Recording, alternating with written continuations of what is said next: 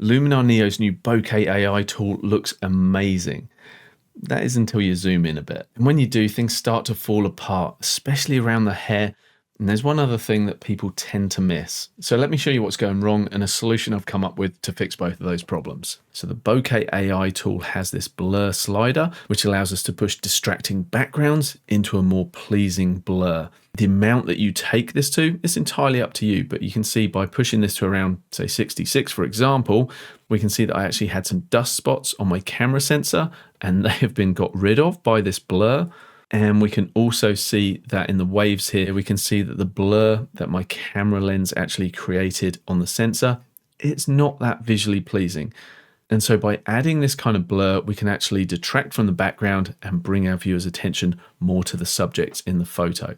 But let's just take a moment to understand how this tool is working. You can see that if I grab this handle here, we're changing the focus depth in the scene. The further we bring this down, the more we're blurring close to the camera. So obviously you don't want to bring that over your subjects. You want to push it back just so that it's affecting the background only and leaving the subjects alone. However, here's the first issue, and you may have noticed this. If I toggle the before and after, and we look at the flyaway hairs before and after, it's getting rid of all of those. It's a pretty clean mask around my daughter here before and after, but it is starting to encroach on her. And the closer you bring that blur effect towards the camera, the more it's actually going to eat into the mask of your model. And that's our first issue. So let me show you how we can solve that. Let's open up this photo here, jump into edit. And although this tool lives inside the portrait section, that Bokeh AI effect can actually be applied to any photo. This three-dimensional mask that it's creating here, which is pretty incredible to be honest, that will actually be generated for anything in your scene, regardless if it's a portrait, automotive shot, landscape, doesn't matter. So in this one, even though the background is probably only a meter or two behind her, I still want to just knock it out of focus. And you can see that as I do that, before and after, it's doing a pretty good job, but as you can see, when we zoom in, we're not getting a nice clean look around the hair before and after. I mean, masking those hairs individually, especially with all this digital noise that's going on in the photo, you know, it's damn near impossible for the AI to be able to deal with that. And this is where Luminar Neo's AI masking is going to come in. You can see that we can either use Mask AI and choose human. And to be fair, it's done a very good job of selecting these individual hair strands, but it's still not going to give us a particularly good result. If I flick back to the original, currently we've got the opposite mask of what we want. So all we need to do is just show that mask and we're going to invert it. So we get the opposite of what we selected before.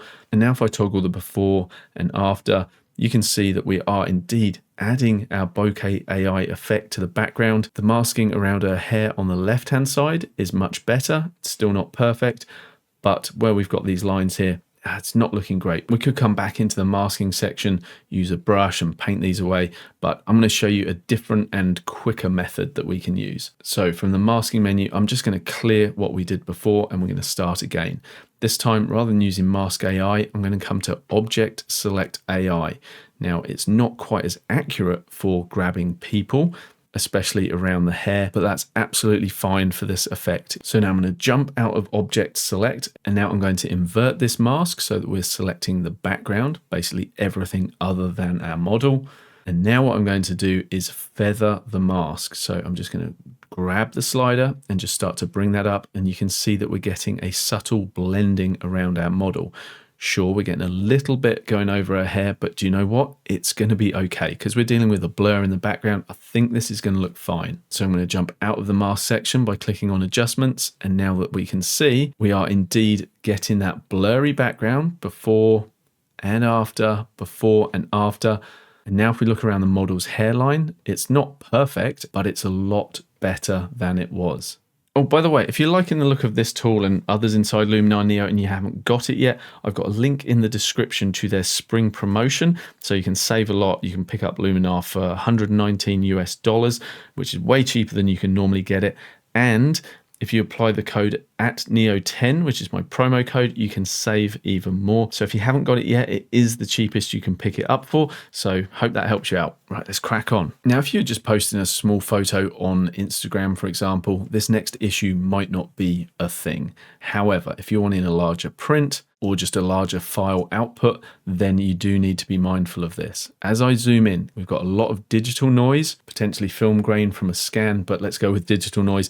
Doesn't really matter. It's just that grain effect that we see on our original photo, that once we've applied that Bokeh AI, it's been completely smoothed out. So there's a disconnect between what's going on in the original and the processed background. So what can we do? Well, we need to introduce the same level of grain to the background as to our model. And thankfully, using the mask that we just created before, it's going to be very quick. So we're just going to copy that mask that we saw before. Then we're going to jump into the creative section, come down to film grain. And if we just start applying an amount of grain, it's going to look hideous. And one thing to bear in mind is that Luminar Neo's initial display of the film grain filter, it's kind of done with a rendering shortcut, so it always looks really ugly. The final result that you get from this tool is actually different when you've exported your photo to what we see in front of us here. But the best way to get a realistic representation, make sure you're at 100%, and that's going to give you a pretty good idea of what that grain actually looks like. So currently, if we put a ridiculous amount on at 100, we're applying this to the whole photo, before and after. That's not what we want. What we want to do is apply it to everything apart from the model. So if I jump into the mask, what I'm able to do is just paste the mask that we created before. And now look, we're only putting that grain on the background. Still, there's a disconnect because we don't have the correct amount of grain set. So all we need to do now is just move this slider until we're matching the amount of grain. Now, I'm not sure how easily you'll be able to see this on the screen you're watching this on YouTube, and also YouTube videos also go through a fair bit of compression as well. But you're just going to have to trust me on this one, that a setting somewhere around 19 is actually matching the background grain to what is on her face. So if I go before and after, and you just focus on the background there, you can see that this has now tied the background back in with our model. So now if we look at the before and after, we were able to take those rather distracting vertical lines behind our model and render them into a nicer bokeh effect. So this particular fix was pretty easy to do, but we did have something very much on our side, and that was that the background was relatively plain apart from those vertical stripes. But when you have a more convoluted, complex background, it is a little harder to get good results even with this fix. So let me show you another example so you're fully clued up on the limitations of this effect. All right, let's jump into the catalog, and we're going to work on this one, which is a photo of my very outdoorsy niece. And a shout out to Timmy the dog, who occasionally watches this channel, I'm told. Good boy, Timmy. Right, so far we've just done a quick develop raw on this photo. It really isn't the best quality lens, this one. So if we look at the before and the after, definitely needed some sharpening up. But the main issue I've got here is the background is just so busy. It has a lot of bokeh, but to be honest, the quality, the visual aesthetic appearance of that bokeh is just, it's bloody awful, isn't it? Like, that is an eyesore to look at that. It's no good at all.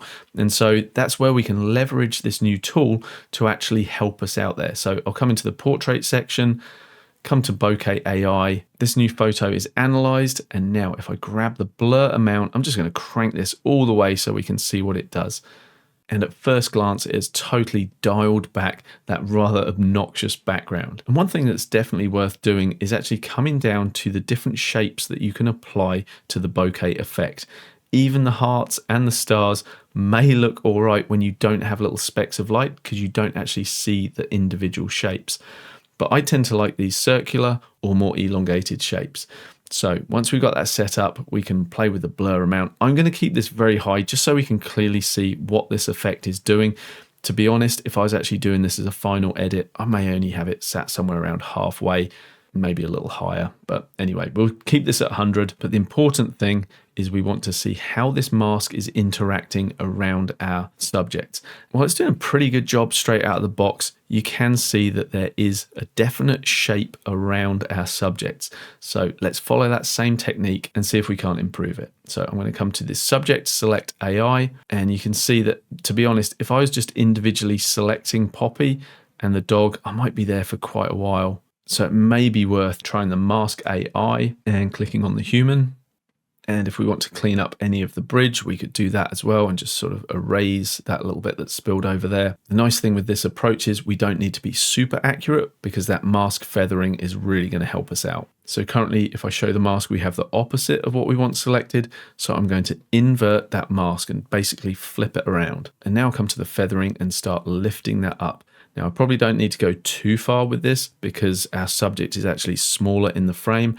Therefore, the relative amount of feathering also needs to be a smaller amount. So let's say before and after, something like that might be absolutely fine. If we zoom into 200% and have a look, like I say, it's not perfect, but it's pretty good, right? Before and after. The fact that it's blurring out some of these flyaways around the edge of her hair, I don't really mind, as long as she has some hair feathering going on, that's fine. We don't need to see all of the flyaways. And so as a final step, all we'd want to do is make sure we have copied that mask.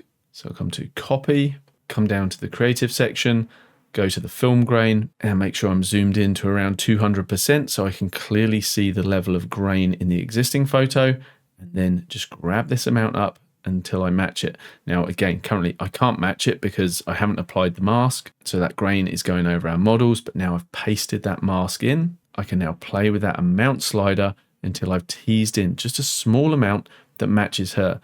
Now, this is one where the size of the grain also doesn't match. We have a much smaller distribution of grain on her face than we have in the standard film grain amount. And so I'm going to get the size slider here and bring that down. And I'm also going to reduce the roughness before and after, and maybe just bring that amount down even more. Okay, so let's have a look at our original before and after. Look how busy and distracting the original bokeh is. And then this is what we've created behind her in our edit. So what I've shown you here works really well for getting the most out of the Bokeh AI tool, as long as your subject is the closest thing in your frame. But what happens when it's not, and you need blur not only in the background, but the foreground of your photo as well? Well, that's what I achieved in this photo. And if you want to see how I did that, join me in that video right there while I'll go through the steps involved. I'll see you in that one. Thanks for watching. Bye-bye for now.